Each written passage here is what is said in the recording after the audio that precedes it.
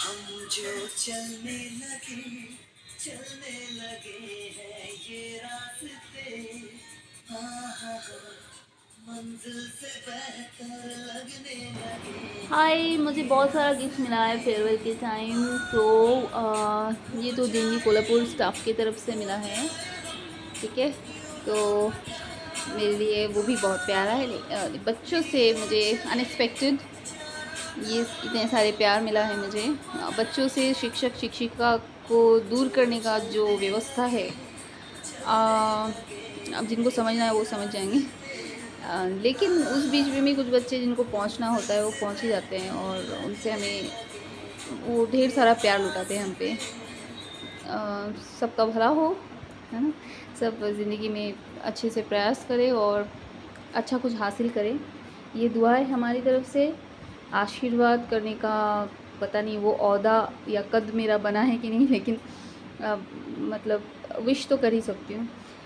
सबसे सारे गिफ्ट्स बहुत प्यारे हैं, अभी तक मैंने खोला नहीं, लेकिन कुछ भी मिलता है I become happy. Not to show कि देखो देखो मुझे ये मिला वो मिला।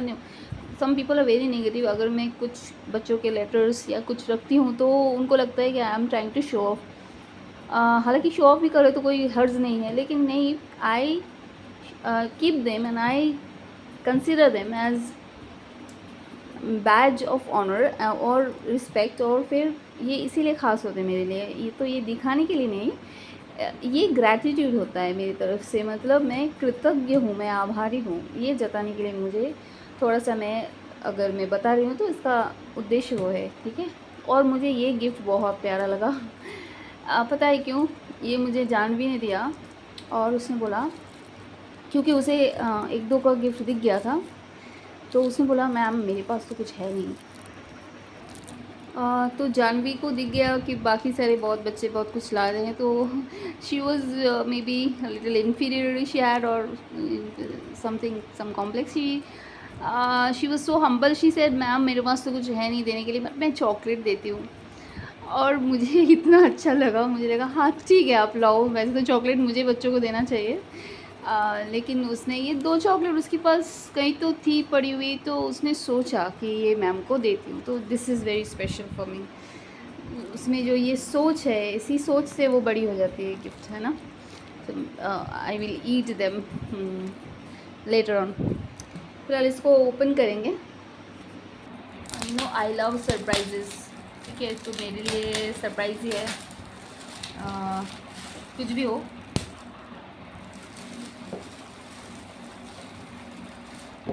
Okay, arrow crisp technology for air circulation. अच्छा, ओके, एयर फ्रायर। ओके, सोचा कि मैं शायद फिटनेस का ध्यान रखती हूँ। हाँ रखती तो हूँ, पर I am not fitness freak. लेकिन ये ऑयल से बचने के लिए एयर फ्रायर, है ना, ट्राई करेंगे। अभी मैं अनपैक कर ही रही थी तो एक पेरेंट आके मुझे दो आम दे के गए हैं। This is also very special ना, I am feeling so special and good. Okay, और ये दो आम देख के मुझे वो एक पोएम याद आ गई, रिटन बाय रविंद्रनाथ टैगोर। 2 बीघा जमी, 2 बीघा ज़मीन, ठीक है। बाकी स्टेट के बच्चों को या लोगों को मैं समझा नहीं पाती हूँ कितनी खूबसूरती होती है कुछ कुछ। हर स्टेट में हर जगह पे अपने अपनी लिटरेचर्स की अपनी खासियत होती है, खूबसूरती होती है।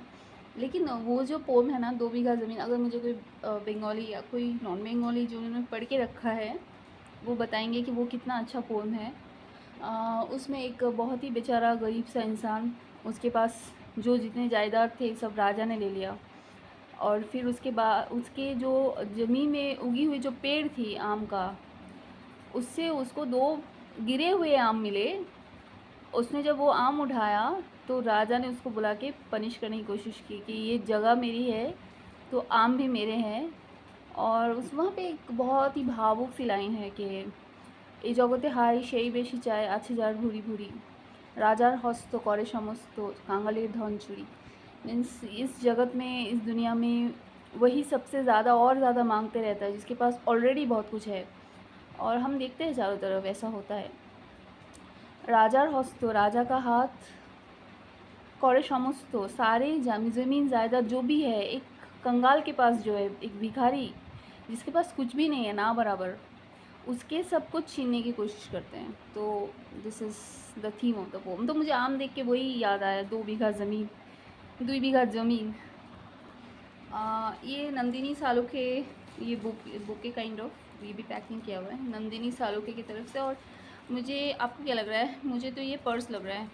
लेट्स सी।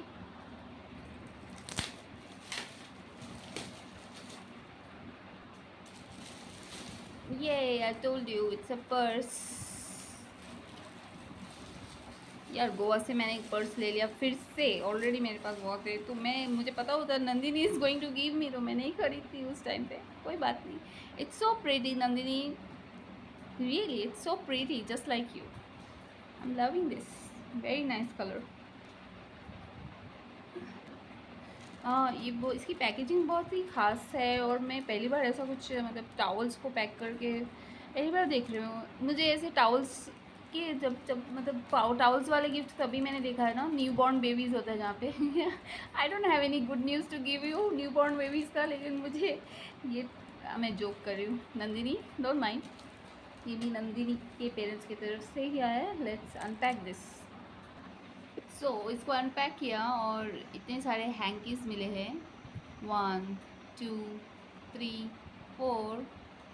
अरे ये किस लिए है? जाते जाते आंसू पोंछने के लिए है। और इतना काम करेंगे ना तो फिर पसीना भी आएगा, तो आंसू पसीना।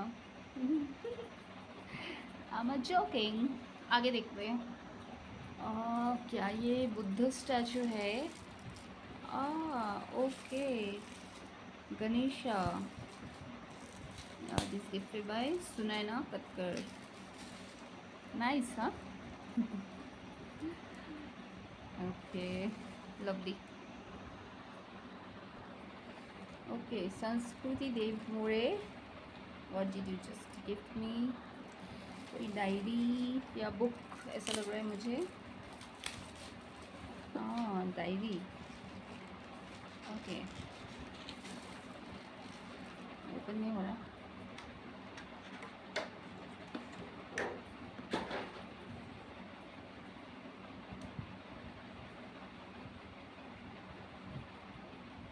वाओ। मेरी दिनचर्या लिखेंगे इसमें। सोचा तो बहुत होता है, मतलब सोचती हूँ पर लिखने का टाइम नहीं मिलता, और टाइम मिलता है तो उस टाइम पे रिलैक्स करते हैं। इट्स लाइक कभी नहीं वो पूरी हो पाती लिखने का जो इच्छा है, पढ़ने का, रीडिंग करने का। लेकिन बनाना पड़ेगा, वो हैबिट्स अच्छे होते हैं, जर्नलिंग, है ना। थैंक यू संस्कृति, इट्स अ लवली डायरी।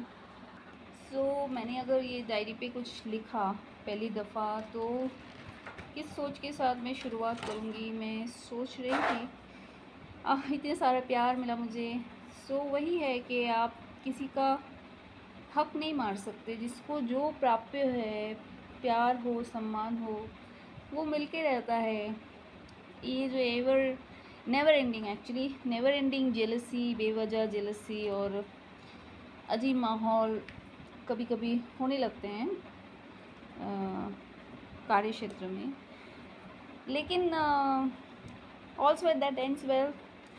जो जिसकी समाप्ति अच्छी है उसका शुरुआत भी अच्छा ही रहा होगा, ऐसा सोचा जाता है।